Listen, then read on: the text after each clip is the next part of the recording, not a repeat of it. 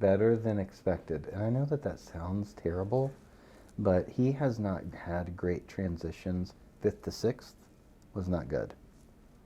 And then each 6 to 7, 7 to 8, he's struggled that first 9 weeks every year.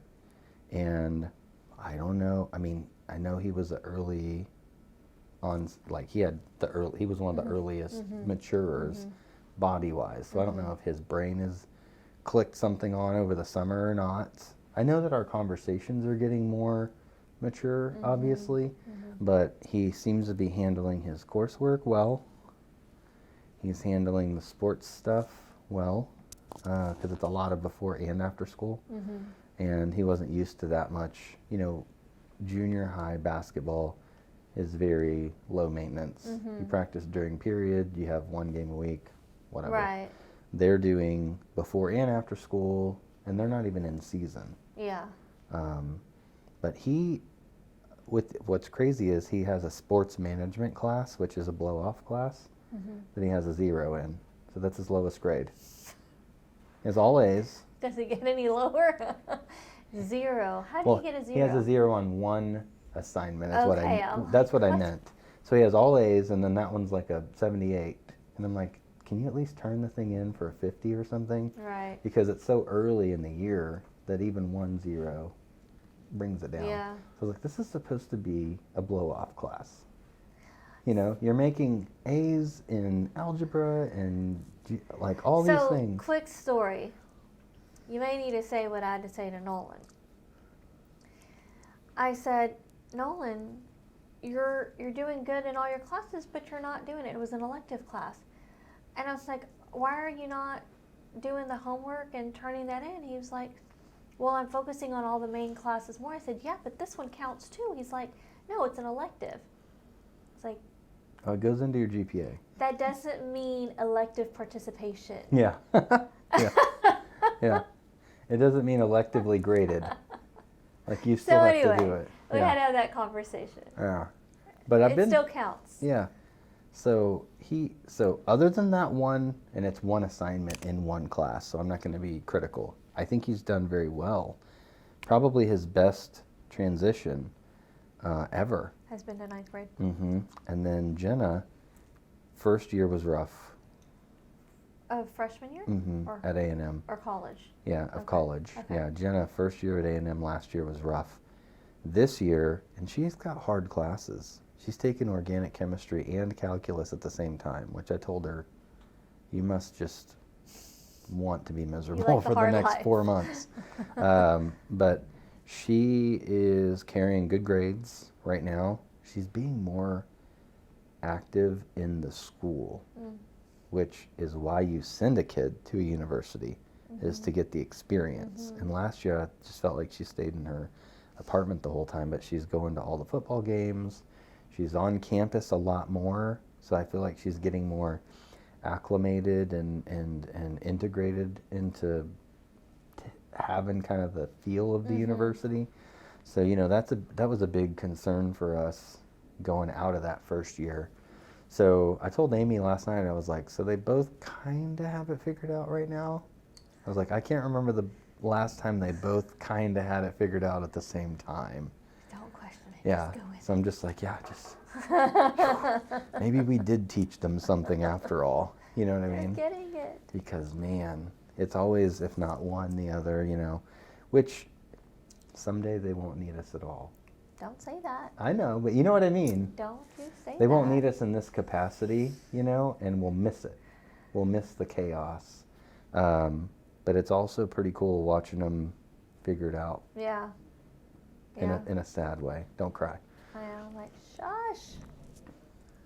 So with all the constant changes happening in the market that we've seen, even just from January this year, with the constant changes, what is your anticipation for what things are going to be doing in the next 30 days? Sure.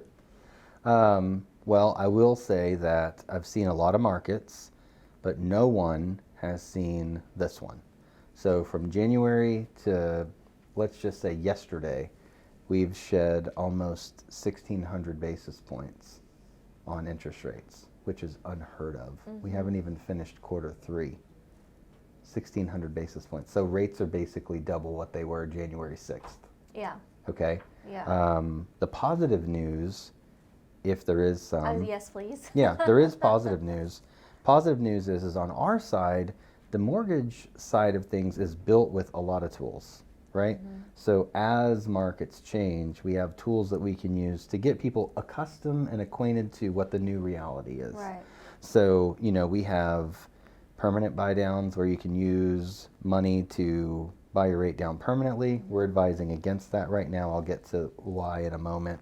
Temporary buy downs, which we are advising to do, where you can have up to 2% lower rate for the first year or two, because we do think this is temporary. Right. And even just a change in mindset, and the positive news I have, the conversation I'm having with a lot of people right now is we're getting more contracts with seller concessions or price reductions than without. So instead of taking the reduction in price, the math works better for you right now to take concessions. So here's why. If you know your payment's going to be a couple hundred more than it was in March, you need to be saving as much money on cost of entry. Because if you can save $8,000, $9,000, $10,000 in concessions, right, which is not unheard of on maybe a $300,000 or $400,000 deal, you might be able to get that instead of a reduction. Right.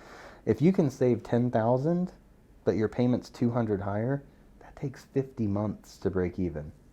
So basically just, hey, leave the $10,000 over here, bring $200 a month over here until we do your refinance, and you're going to win. Right. You're actually going to make out better than you would have buying in March. And I don't think people quite have grasped that yet. I agree. From an economic standpoint, you could actually make a better purchase right now than you did in March. Because let's just say rates go to 4.5 next summer. Prices are going to go up. Competition's going to go up. Right. Seller concessions are going to go away. So you might end up not getting $10,000 in concessions and paying $10,000 more. If you end up losing a net of $20,000 to save $200, that's 100 months. That means it would take you 8.3 years to break even over buying right now. Right, and I think you hit the nail on the head with that. There's actually 2 points, right? One is that the rate that you're going in at isn't the rate you have to keep. But right now you're not having to pay $20,000, $40,000 over ask price. And when those interest rates do go down, we're going to see more competition. 100%. So I think that, and we're all guilty of this, looking at the now. Yep. I think it's so important that we tell people what things will look like later as well. Yeah, I mean, if you want to know what it looks like when rates go down, you just lived it. Right. For the last 2 years. Yeah. When rates go down quickly, right? So with rates being 6+ or whatever, like right now they're 6+. You can look in the news, they're 6+. They're getting high. Or I think we're getting close to 6.5, which is kind of what I called in March. I don't know that they're going to stop there. Right. I don't know. But if you want to know what happens when rates retreat quickly, we just lived it. Right. Tons of competition, tons of people wanting to buy, tons of people wanting to put their money to work, right? Yep. The other thing is you've got investors that they want to put the money in real estate right now because they're not making it in the stock market. That's right. Okay, so they're looking for deals too, okay? But they're not looking for deals that are 20, 30 over.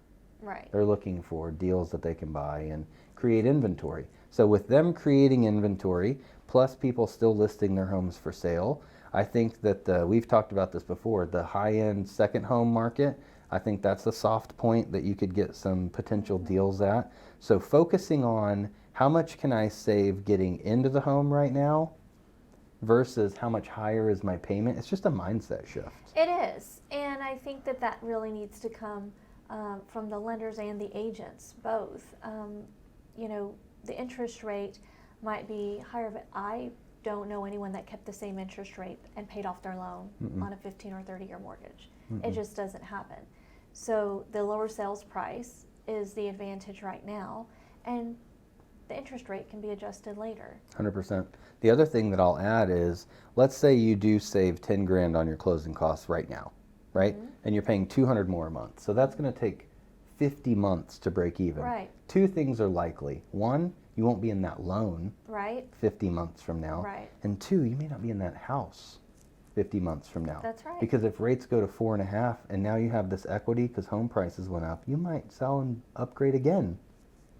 Every house I've bought, I've refinanced within 2 years. 100%. Because you get it situated where you want it, Right. you obtain some equity, and then you take advantage of that because when you're in a better equity position, you get a better deal. The price has always needed to make more sense. Correct. And so I think we just need to have those conversations more with people and letting them know the interest rate should not scare you away. Yeah. And my first house was 6.25, and that was average at the time. Yeah, I think mine was 6.65, 6.75. Now houses have appreciated a lot more, but if you can qualify for a home and one of your goals is to buy a home, or if you just want to build wealth through real estate, Right. as soon as you can qualify to buy is when you buy. Right. Doesn't matter what the Right. market is. That's right. As soon as you can qualify to buy, that is when you buy. Historically, that's always been the way to do it. As soon as I can if you want to build wealth and home ownership is a goal of yours, the moment that you can qualify, that is when you buy a house. Doesn't matter what the rate is, because that price is what you're going to be able to lock in, because those are not going down. Right. We're not looking at a recession like we had in '08 because it's not based off of bad lending practices. It's not based off of hyperinflated values. Okay? This is based off of economic policies and printing too much money, right? So now we have inflation. Right. So we have to, raise interest rates to stop spending so we can get things under control. So this is all, I don't think people understand, this is all part of the plan. Once you have a ton of inflation, you have to stop the economy. Right. You have to raise rates. You have to do everything you can to hit the reset button so that apples don't cost $5 and gas isn't $6.10. Yeah. You have to do these things to reset the economy. And I think the rule that has always worked, if you look at 2010 to 2019, if you have rates in the 4s, so 4% rates, 4% appreciation, and 4% unemployment, that's pretty balanced. Yeah. And I don't mean to deduce the entire GDP of America into 3 things, right? But when those 3 things are all 4-ish, it works. Yeah. You have balanced employment, interest rates are good, homes aren't going up too much. If you can kind of do that, very easy to predict how to do business and how to invest in real estate. But if you're not a real estate investor, the time to buy is as soon as you can. That's right. And going back to '08, we were both in the industry. We're pretty blessed in this area. We didn't get as big of a hit as New York, California. There was other areas that really got hit in '08. I feel like, and let me know your thoughts on this. I feel like our area was more affected by the stop of space flight, really, than the crash. There was a few, short sales here and there and foreclosures, but you didn't see signs lined up on streets like you did in other areas. Sure. Yeah, I think part of that is, and a lot of people don't know, is in Texas, we have our own lending constitution that they only meet every 2 years to make changes to. Okay. So since the state of Texas started to allow home equity loans, we've had a cap of 80% of the value of your home. Right. That saved our butts in 2008. Because I've worked and been licensed in other states where we would jokingly say, this is a birthday refi state. Like, hey, it's my birthday, give me my equity. They just do it every year. And they get up to how much? 90, 95%. Wow. Back then, very Right. high. Wow. Right? So they would just jokingly say birthday, but once Of a course. year. And then even loan officers are calling saying, hey, it's been a year, do you want to redo your loan and get your equity? It's just a way of life. That's what they do. And they're doing it in California, New York, in those markets where you have really runaway appreciation, right? Right. So you buy a house for $600, next year you take out $100. Next year you take out another $100. Next year you take out another $100. And they're really supplementing the real estate market by taking out their equity, and you can't do that in Texas. Right. So when something crashes, everybody that accessed equity still has 20%. Yep. 20% is a huge correction. It is. So as long as you don't go more than 20% in your correction, the state of Texas has a built-in, like, safe. You know, we just don't allow you to take out equity past that point. Right. And so even though it can be a deterrent or an annoyance when you want to access your equity in a different climate where you get into a tough market, it's a built-in protection, not for you, but for everyone. Right. No, I knew that Texas had that. I didn't know that others Don't. didn't. Yeah. Yeah. So that's interesting. Yeah, so we would have people literally once a year, every year, they would redo their loan and take out whatever available equity they had. Wow. Paid $2,000 or $3,000 in closing costs to get $7,000, which makes no sense. Right. But it's normal. That's just what was happening. Okay. And I think some of that's changed. I think now, you know, on a FHA cash out, it's 90%. So they still make sure there's stuff in Some there. kind of cushion. Yeah, I mean, they don't push it as high as they used to, which is good. I mean, that was part of it. You know, whenever foreclosures are coming, or, you know, banks need to renegotiate your mortgage and there's no equity there, there's nothing that can be done. They have to foreclose. Right. So being that our state and area, and we live in a very blessed job market too. We do. We have tons Absolutely. of available employment. Yes. So I think our, you know, greater Houston area being one of the biggest 6 markets in the country, it has a lot of insulation around housing crashes. One, with the equity piece. 2, very good job market, and it's very diverse too. We have some tech, we have some government contracts, we have oil, we have in the state of Texas, lots of companies are bringing their headquarters here. So it's a very diverse state as far as where the jobs come from, right? Even some manufacturing. I mean, it's all here. So I think it's interesting that, you know, even though we're considered one of the top 6 markets, I think that, you know, obviously I'm biased, but I think it's one of the, probably the number 1 most insulated from economic climate. So I think it's always going to be in a good spot.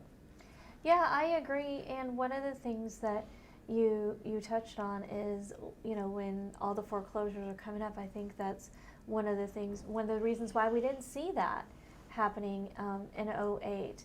And so then I've had people asking me recently, and you may have gotten this too, well, all the people that paid over, you know, tens, thousands, I think the highest I saw someone go was $60,000 over ask price.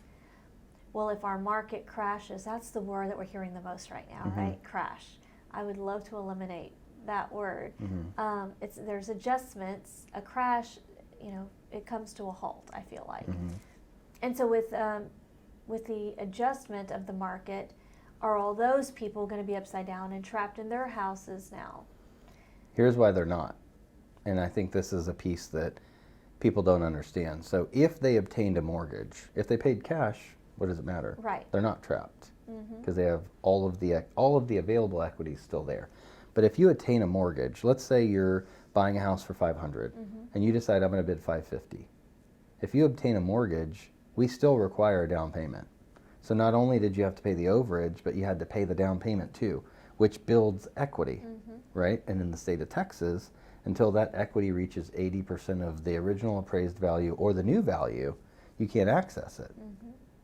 So we've now put you in a place where are you going to downfall? If anything, you lost the extra money that you paid, but you didn't put the security, which is the title of the property, in a vulnerable position, because you still paid money into the perceived value at the time of purchase, even though you paid the extra in cash. Yeah. So the home doesn't foreclose. You might have lost the $50,000 that you chose to pay over. That you chose to pay over, Yeah. but you didn't. The actual equity was still put into the home through the down payment too. So a lot of people that were transient coming from other states, they're like, I'll pay the over and 20%. Right. That's not going to be a foreclosure. Right. So let me ask you this: why aren't other states following Texas, following the way Texas does things? I don't know. We've always been a very independent state, obviously, Yes. And we're really proud of that. However, I think that, you know, it's really difficult to take away something that's been there. If the general population is used to being able to do something And since 2008, it hasn't been broken. Why would they change it? I think they'd have to get bit again before they would decide to make a material change like that. And most states don't have their own lending constitution. Right. They just don't. They just go off of whatever the federal guidelines are. Texas is one of the few that has rules that supersede the federal guidelines. Yeah, and in other ways too. You know, I have an uncle in California, and he's got, I think it's called Prop 13, where basically his tax rate will stay the same forever and ever. Well, they have to do right? that. It was, his parents had it, and it, same house went to him, and let's just say, you know, I think his house is maybe worth 1.2 right now, and he pays about $300 a year. Yeah. And that's just In taxes. crazy. Yeah. Yeah, But if that property ever changes hands, that's the thing. it's going to be a ton. And what I recently learned, just because I found it so fascinating that this is even happening, it could carry with him. So if he chose to sell that and move, now there's specific counties that allow that, it would transfer to that new property as well. Yeah, it's interesting. And so anyways, we're looking at things, and I know I've been talking to you a lot lately about a trust and protecting property in it. You know, and other states don't do ladybird deeds, and so Texas is unique, and I'm all about it. Well, I think that the trust is a huge thing since you touched on it, because I don't think people understand that just, you know, I don't stand to inherit anything from my parents, and I'm fine with that. However, if I leave something to my children, they're going to be taxed incredibly high on capital gains, et cetera, for the growth of any properties that we own from the time that we own them until the time we pass, unless If they're not unless in a they trust. pass through a trust. Right. And when people talk about generational wealth through real estate, don't skip the step of the trust. Exactly. Because if you That's skip the so step, important. if you skip the step of the trust, Yes. you set yourself back That's at right. least one generation, That's right.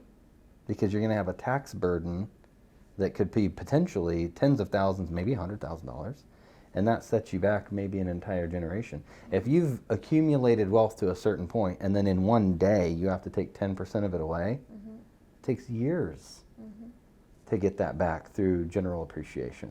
Right. So I think that bringing awareness around the trust is a big deal, because I think if you miss that step, if you're planning on creating wealth through real estate, if you skip that step, then it's not going to, the result will not be what you intended.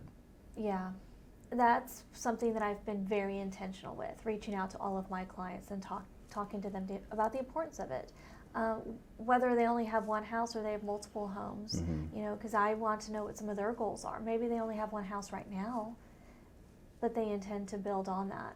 So the importance of a trust, and just making them aware of what it is, how it protects their assets, and the tax benefits of it as well. Yeah.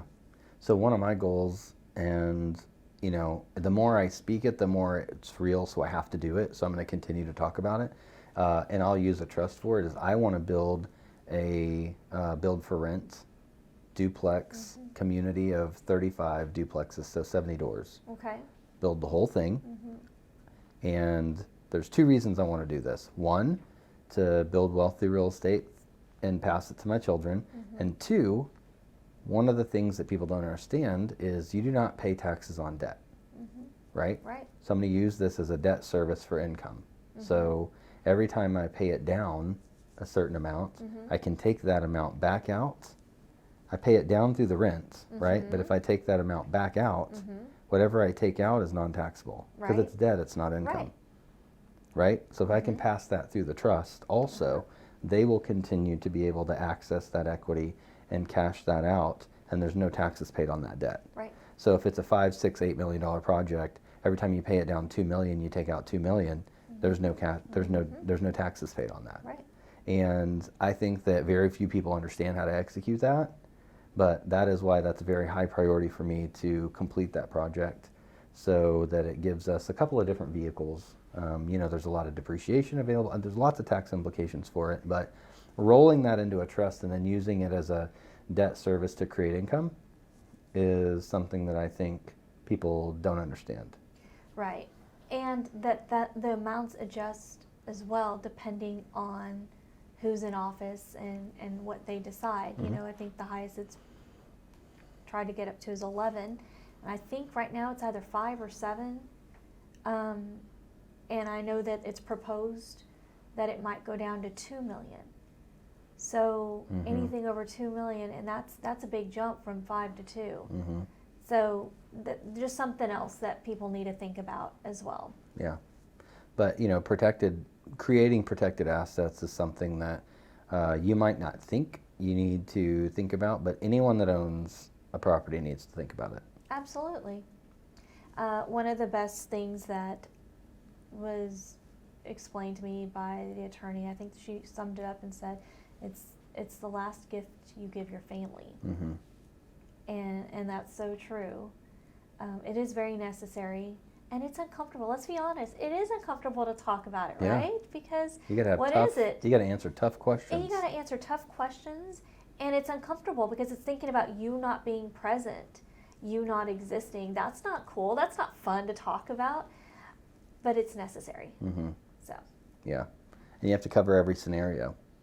What if it's just you? What if it's just your spouse? What if it's both of you? What if it's you and your only surviving heir? Then what happens? You have to cover every single scenario, and that's not fun. It's not. To have those conversations. It's a tough day, so just be prepared, you know, when you're doing it. But it's going to save. You feel, and it's a tough day, right? You're going through some really tough scenarios, really tough questions, and then after it's done, you have so much peace in knowing that everything is going to be exactly as it should, that everything will be taken care of, and there will be nothing for your family to worry about. And you're protecting everything. Yes. And you're protecting them against an enormous inheritance tax bill too. Or just having to think. Yep. What would they have wanted? Yeah. It's already all laid out for them. You don't have to do it. You can grieve. Right. Everything's accounted for. Exactly. Yeah. That's a huge huge peace gift. of mind. Yeah. Huge gift. Favorite movie? I don't know why that takes so long, but my favorite my favorite movie is Shawshank Redemption. Okay. What's your go-to song? I don't know that I have a go-to song. The whole Hamilton soundtrack. Okay. If you could have lunch with anyone that is deceased, that is not a relative, who would you pick? Not a relative? Not a relative.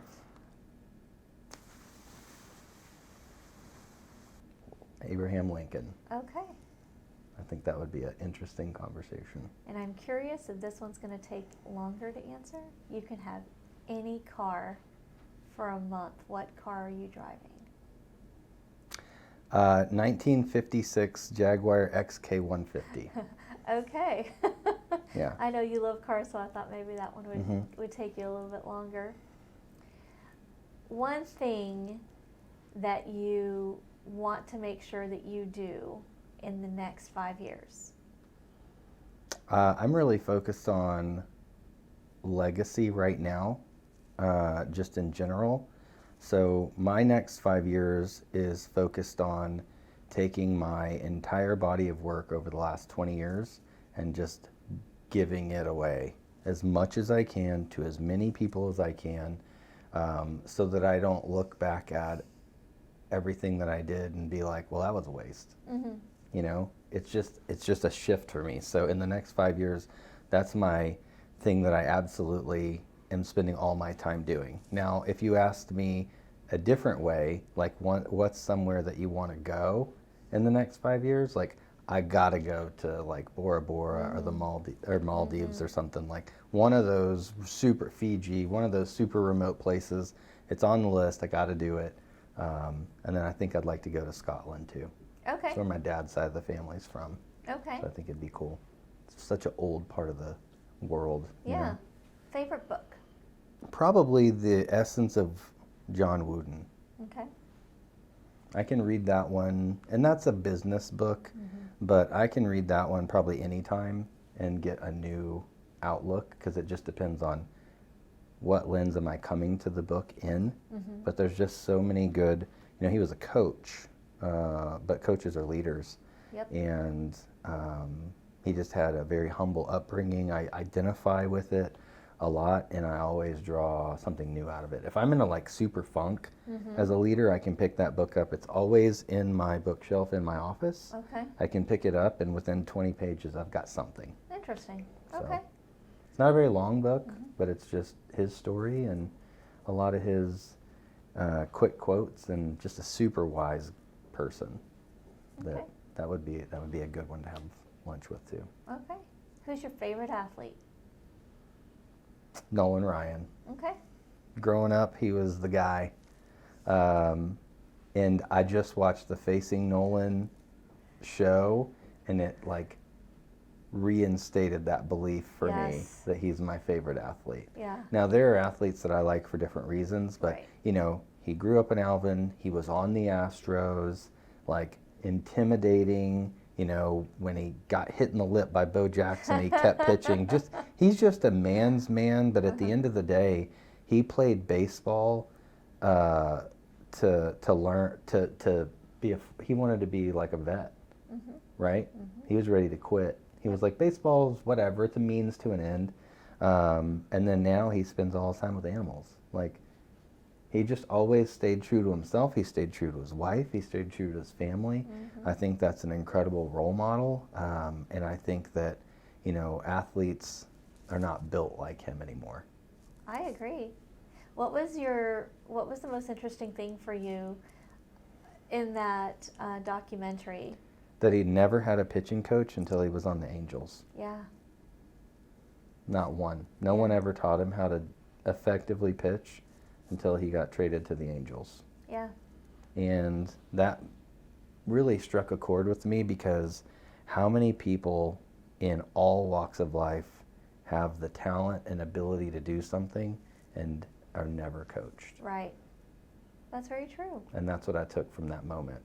Yeah. I was like, man, just imagine how many Nolan Ryans there are in business, you know, that just never get instruction or coaching or anything. And he was good enough as a person to say, well, I'll just do something else. Right. It's fine. I'm at peace with it. It didn't make him a quitter. Right. It was just, I got a wife and I got kids, and you know, if baseball's not working out, I'll just be a vet. No big deal. I love the part that his wife was the one really pushing him. Yeah. His wife he said the hardest, you know, person on him was his wife, not his coaches, Yeah. and I thought that was pretty great. And she's this little, like, you know, firecracker, I Yeah. bet, you know? And my buddy knows that family a little bit, and he says they are exactly what you think. You know? None of them think they're above anyone. They're humble.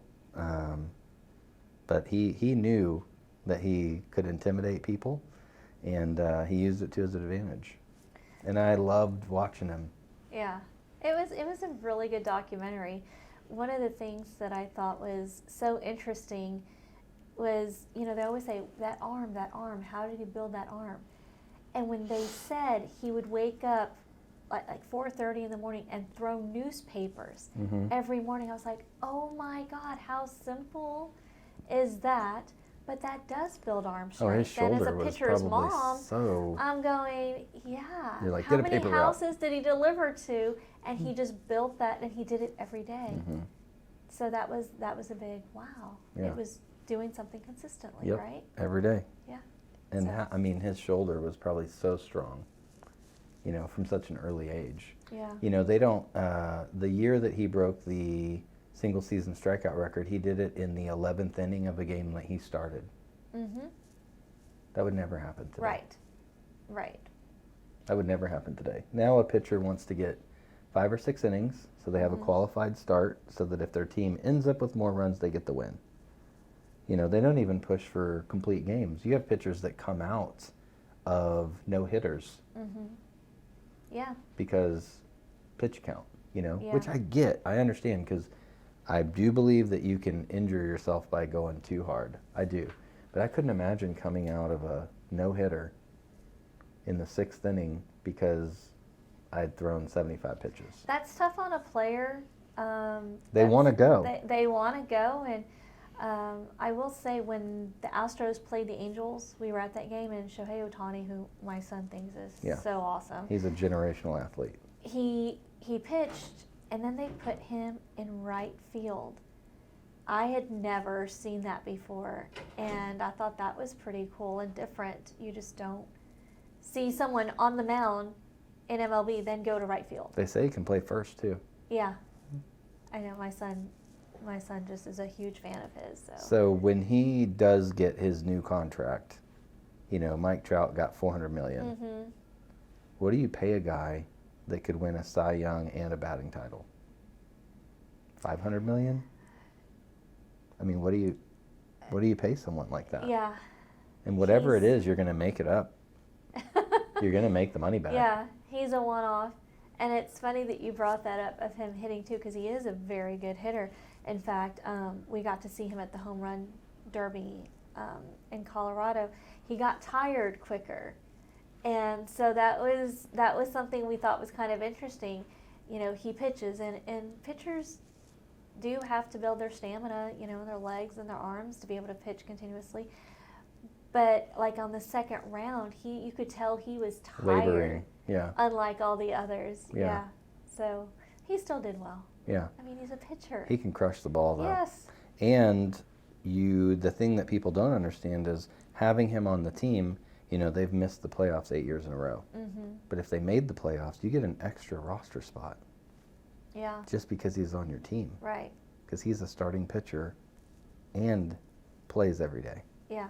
You get to carry an extra person just because he's on your team. So what is the value of that? We're going to find out in like 18 months. Yeah. It's going to be really interesting. But, you know, the Astros were going to make a play at trying to get him for this year because we could have him the rest of this year and next year. We would never be able to re-sign him. Right. But we felt like the next 2 years we would be contenders for 2 years. But that didn't happen. But yeah, I think he's you know, there's a couple of different things happening right now in baseball, which is why I think it's the best professional sport in the country. One, I would love to see Pujols hit 700. Mm-hmm. He's just played for so long. And even as someone that grew up with him destroying the Astros and crushing my dreams on several occasions, I still want to see the guy get there. Yeah. You know, because that type of consistency over a long period of time is something that I have the most admiration for. And then watching someone like a Shohei Ohtani come in and be like Babe Ruth 120 years later. Right. You know, there's just not been there was no one like that in the 60s or 70s. Mm-hmm. Right? It was 1920, 2020. I just now put that together. There's not been in 100 years another person like that. It's very exciting. We have teenage boys, and I know they follow probably all the same stuff, and it's just really exciting for them to see someone like that. Oh yeah. I think he's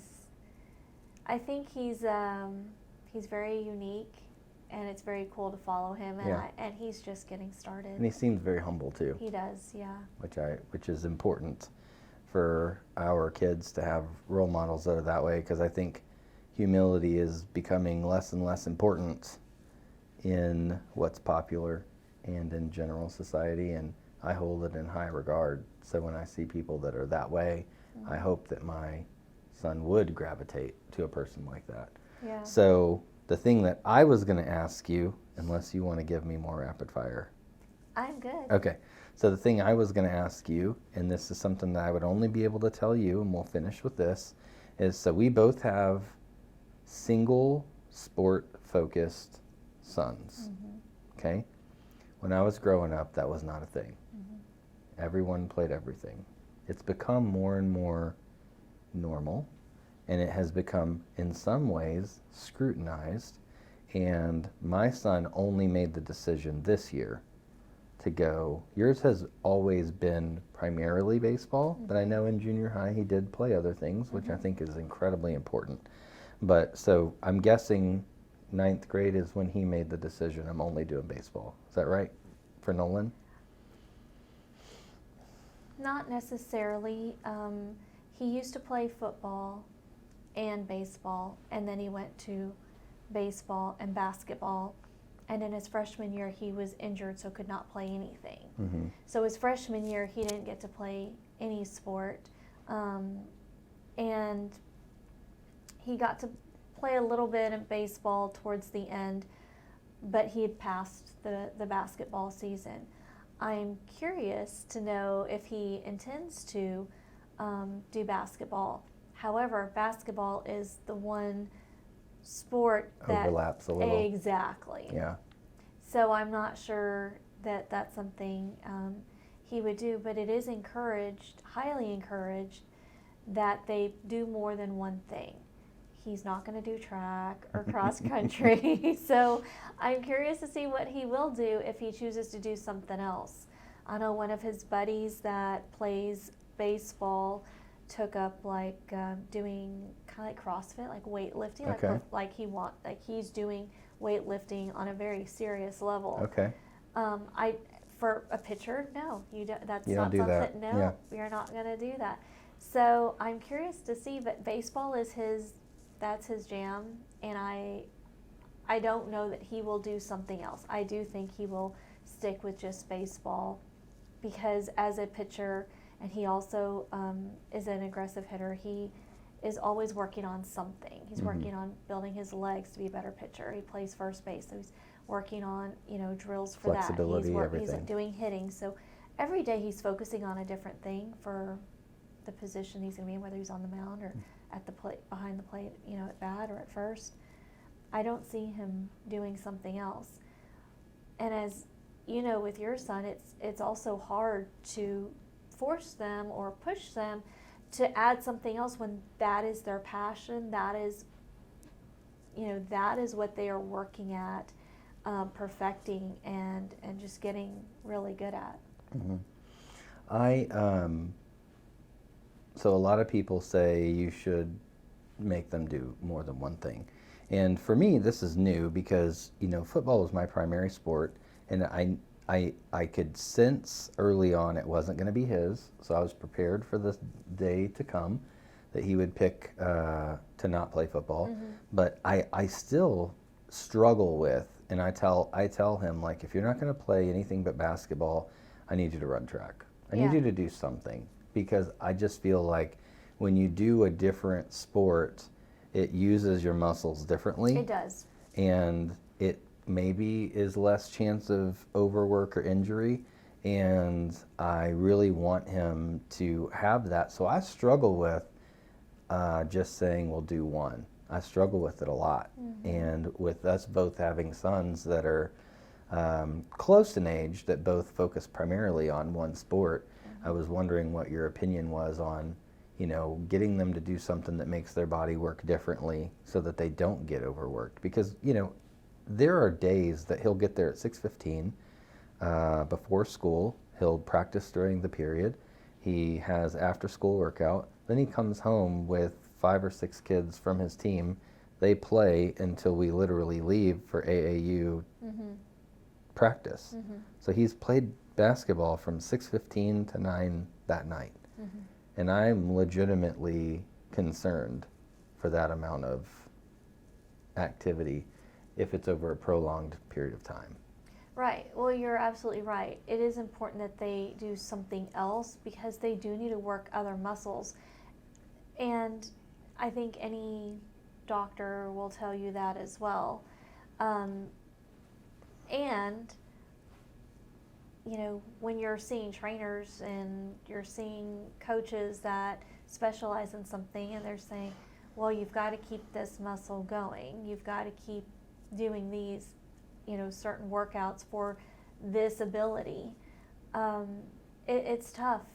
Mm-hmm. And I think ultimately, as a parent, you have to give them your advice and also listen to what they say, because it's their time. And one of the things that I worry about as well is burnout. If you're only doing one thing, at some point you might get burnt out. Sure. I was really hopeful for your boy though when he hit one out of the park. I thought, okay, baseball I might. know. Hang on, baseball I know. might. He had such a good 12-year-old year He like hit the most home runs. He had a really good year fielding. He started pitching a little bit.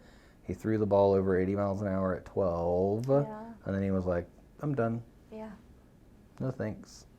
He just was, it's just not his passion, Right. you know, and I get that. Yeah. I get that you got to love what you're doing. Mm-hmm.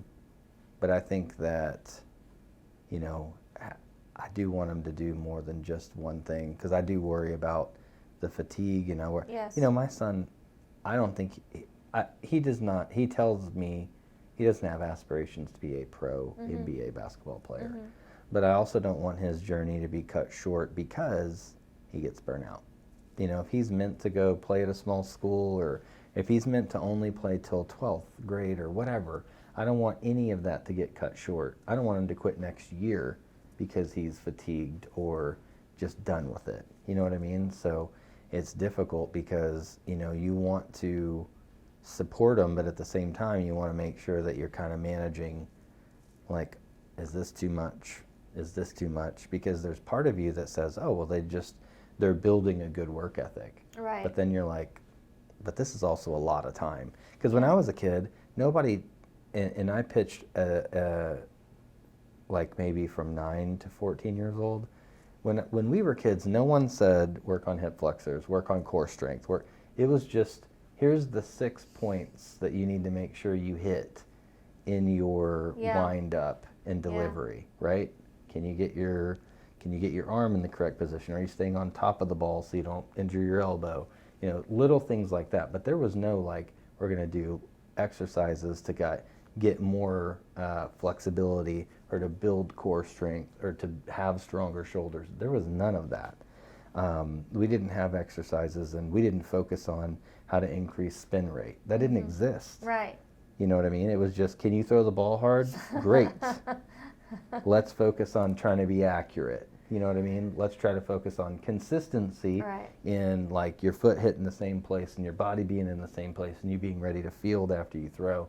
There was none of this like micro exercise around the things that really increase velocity. Right. And I know that that's what's expected of kids at that level. And for my son, it's like they want, so when you talk about pitching specific exercises, they do vertical jumping specific exercises. So training specific muscle groups to increase your vertical.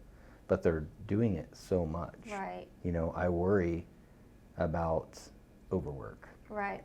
And something that we have to watch with our boys too, because we both have very big boys, you know, those knees, their bodies grew super fast, rapidly, and are larger, and they are more susceptible to injury.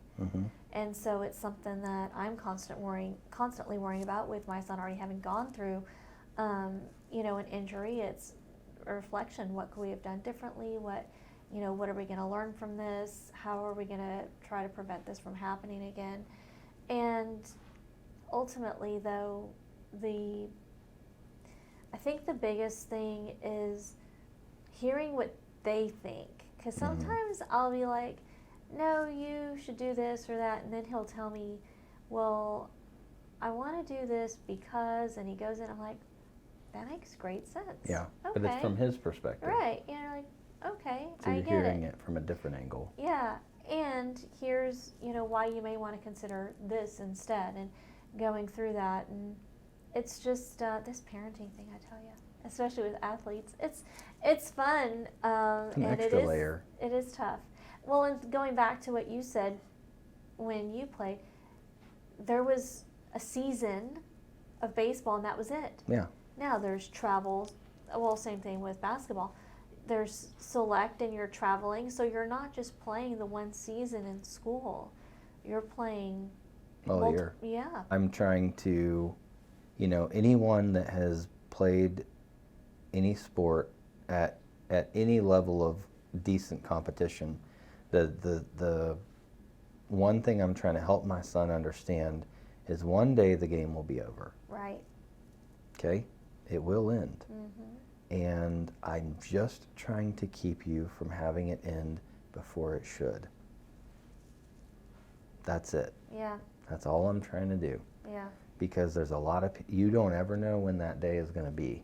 You don't know if it's going to be from longevity, deteriorating skills, lack of interest, burnout, injury. You don't know when the last time you competitively shoot a basketball is going to be, right?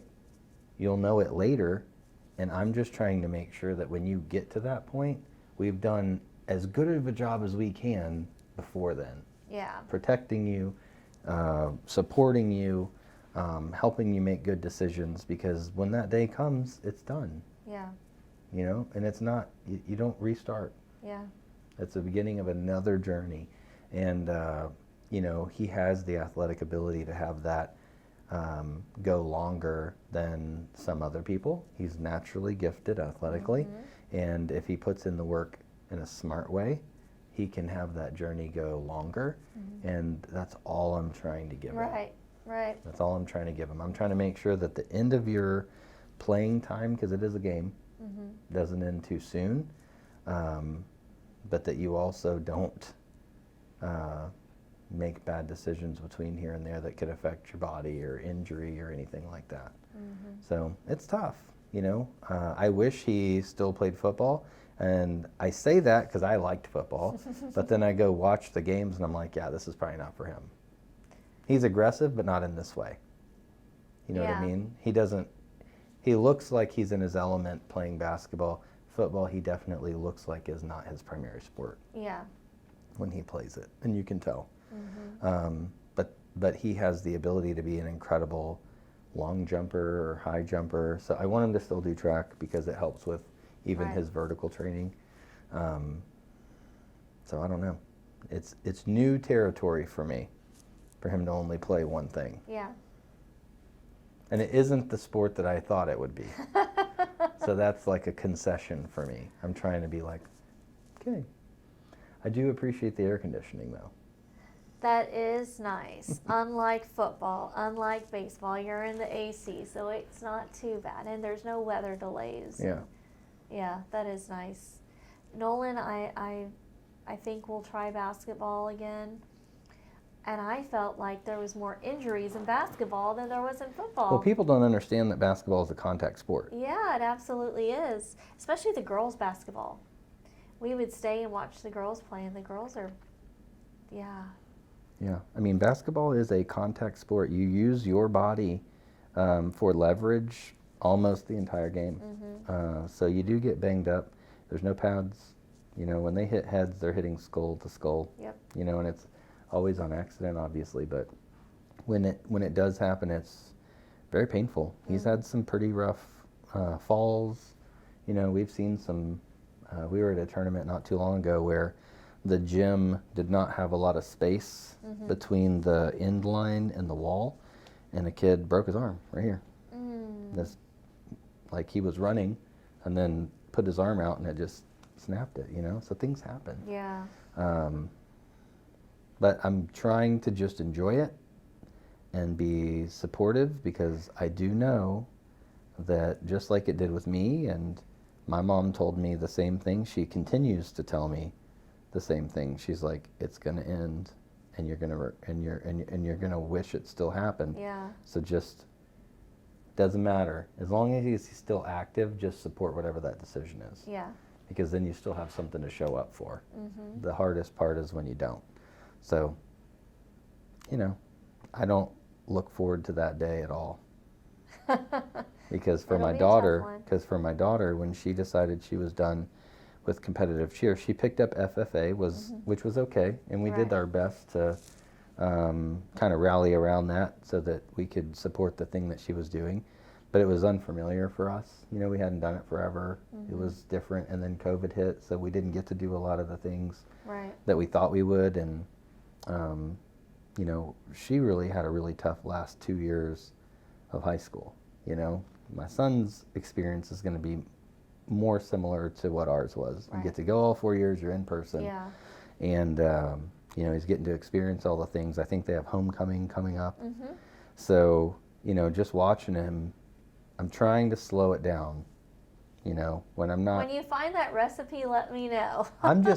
What I mean is in my head. Like when I'm in those moments, I'm really trying to like mentally be super checked in, be very aware and take it in, and not just be like, okay, well, when are we leaving in the third quarter? Like, right. Doesn't matter. Yeah. You know what I mean? I'm trying to be very much in the moment because so much of work is so fast. You know, I have to make 1,000 decisions a day. Mm-hmm. And then when you get home, you're like, okay, I need to make this 3 hours feel like the 8 I just spent at work. Yeah. You know what I mean? Yep. Because that's the amount of time I have. Yeah. And so I don't have the recipe for it, but I am trying to do a better job of super present in those moments. Yeah. You know, have a deeper relationship in understanding what's happening because my daughter's experience was so different. Right.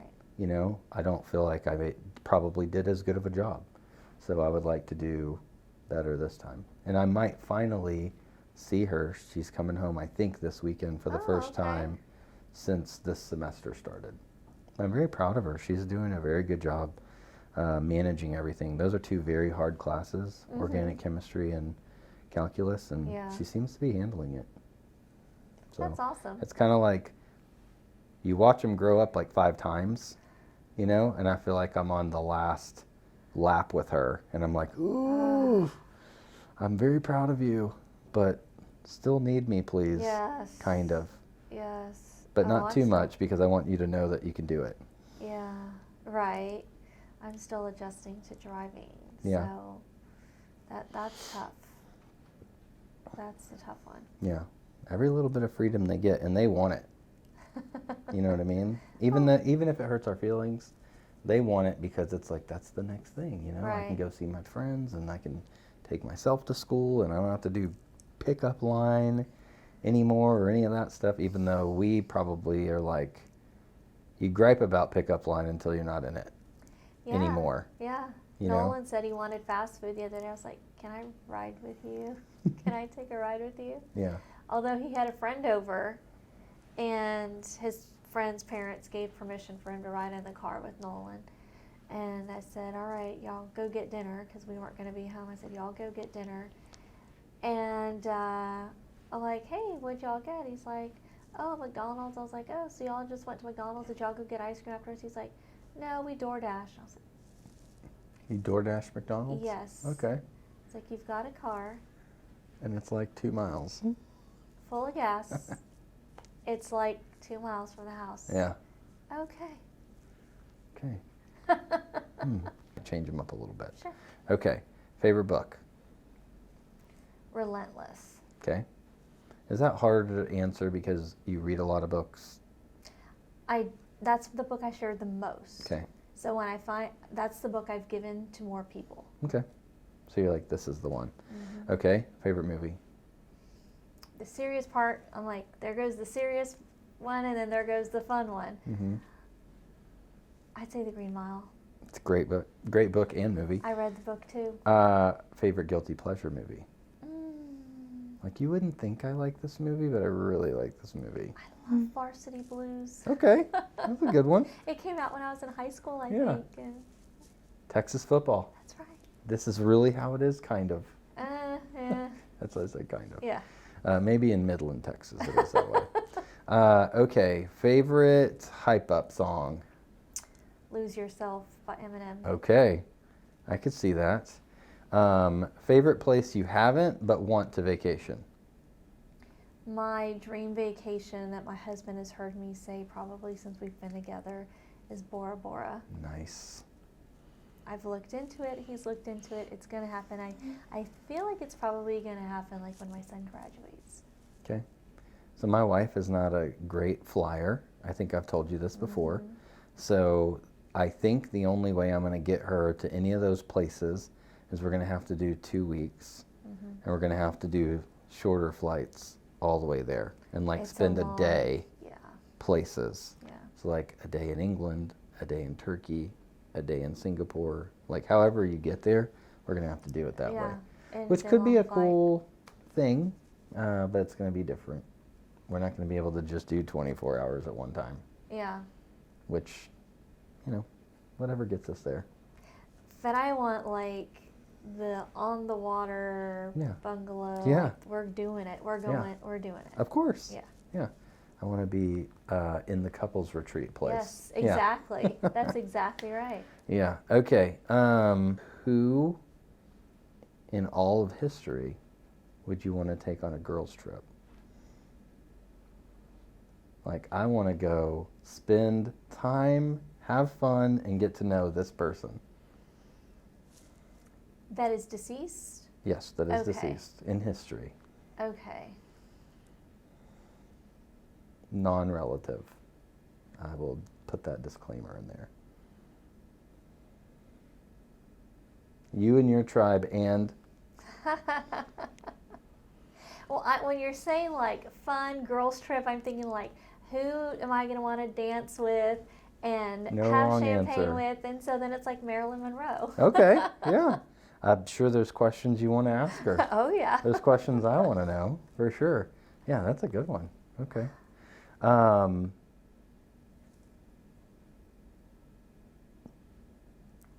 When you retire, what is the one thing that you hope people know about you?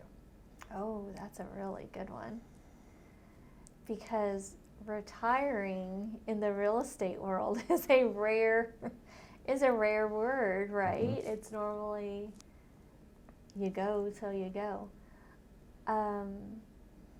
The one thing that I hope people know about me when I retire,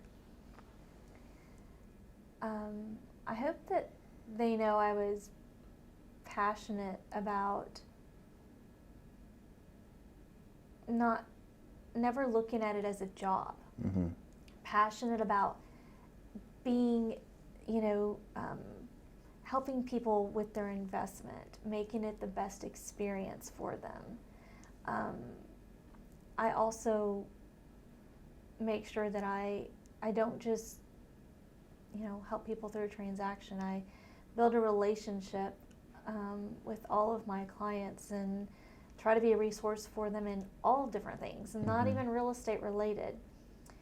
And so I guess I would say, when I'm thinking of a word, which I don't even know if you said, go to one word, but I guess I would just say passionate, because I'm very passionate. I love people. I'm very passionate about people, my friendships, what I do, and so I would hope that people feel it when I'm with them, or even whether I'm working with them or not. I have plenty of clients that I know aren't going to buy a house or sell a house for a long time. So I just hope people feel the passion that I have for what I do and how I love, and the friendships that I develop, and relationships with everybody, and connecting people. Okay. What would you tell 21-year-old Natasha? Oh. 21 was an interesting year for many different reasons. Health-wise, I got married. I really think I would just say, trust your gut. You're gonna do it right if you just trust your gut. I think before 21, I already knew what my values and morals were. I always stuck by them, and so it's always served me right. And like I said, I got married at 21, and still married. Got some bad health news at 21 as well, and that shaped a lot of what was coming next. So I would just say, trust yourself. Keep trusting your gut. It's going to always serve you best. It's a good one. I would tell myself, you have time, because early on I wanted everything immediately. I wanted to build it immediately. I wanted to be successful immediately. I wanted to see the fruits of that success immediately. And now I understand so much more how important it is to build correct, not fast. And I don't know that my 21-year-old self would listen, but Same. I would like to at least tell Right. my 21-year-old self that. It's interesting that you say that, because at my 21-year-old self, I mentioned I had some big health problems, and someone, I don't know, maybe 2 years ago said, "Oh my gosh, you've done so much, you do so much, and you're so young." And I said, well, I kind of, like 5 years of my life were really disturbed, if that's even the right word, but it was an experience, I guess, you know, one of those things that happens in life. But 5 years of my life was not getting to do all the things I wanted to do. Sure.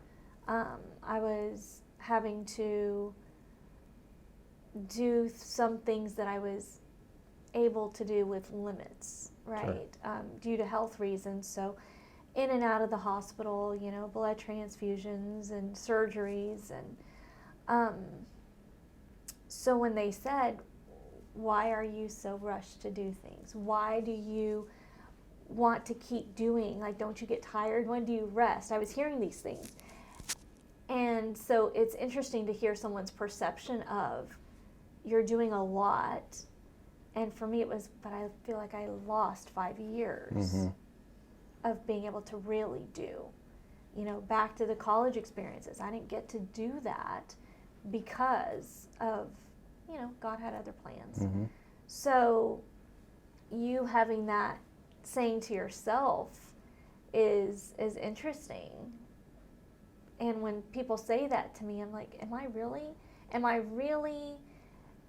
doing what I should be doing? Or am I, in my mind, trying to make up for something that I don't really need to make up for? It was an experience. It was life, and ultimately it shaped me to who I am. So I did decide to take a step back, and, you know, maybe it's just something I felt like I needed to prove to myself. Still having reflection. Yeah, I mean, that's a never-ending. Yeah. That's a never-ending part of growth. Yeah. And the other thing that I'll say, just to piggyback off of, you know, what do you want people to know about you, is I told my son the other day, I said, if I died tomorrow and you asked everybody in my organization, do you think, given the choice, do you think he would pick people or profit? Oh, yeah. If not every single one of them would say people, then I didn't do my job. Yeah. That's how I try to be as a leader. Yeah. Well, and you saw my reaction, like, that's a no-brainer. I know, but you know me for years. Yeah. You know, it's not, people have to learn that about you. And I think that that's always my goal. If every one of those people would say people all day, never about that, You're doing it right. then I think you're doing it right.